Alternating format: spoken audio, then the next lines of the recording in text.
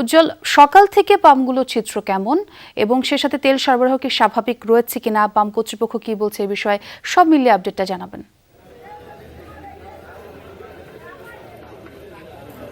মাগুরাতে মোট 14টি filling station রয়েছে। এই মুহূর্তে কিন্তু 14টি ফিলিং স্টেশনই বন্ধ রয়েছে। যে আমি আসছি এই মুহূর্তে যে মাগুরা শহরের যে ফিলিং স্টেশন মা ফাতেমা ফিলিং স্টেশন, সেখানে আমি আসি।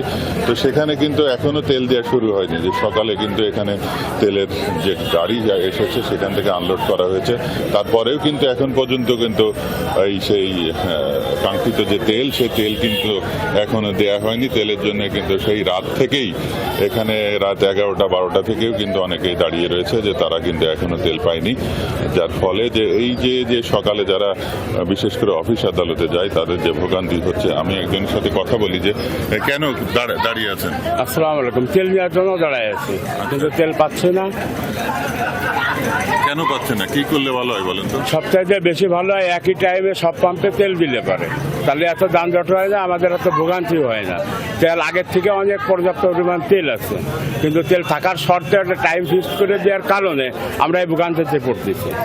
এবং যারা কর্মজীবী তাদের দেখা যাচ্ছে সময় মতো কর্মস্থলে পৌঁছাতে পারতেছি না, এবং এটা আরও ঝামেলা হচ্ছে। এই জন্য প্রশাসনের দৃষ্টি আকর্ষণ করছি যে একই টাইমে মাগুরা যতগুলো পাম্প আছে আপনারা সেই একই টাইমে এই পাম্পগুলো চালু করে দেন, এবং একই টাইমে আমরা সব জায়গা থেকে যাতে তেল পাই সেই ব্যবস্থা করে দেন। এবং এই যে বাইকাররাগুলো আছে, আমরা অনেকেই আছে যে তেল ট্যাঙ্কি ফুল দিচ্ছে, তেলের অভাব নেই, ট্যাঙ্কিতে ফুল দিচ্ছে, তারপর তেল যাচ্ছে কোথায়? একই লোকে পাম্পের থেকে এরকম ভাবে তেল নিয়ে বেড়াচ্ছে। এই জিনিসগুলো আমরা ভালো একটি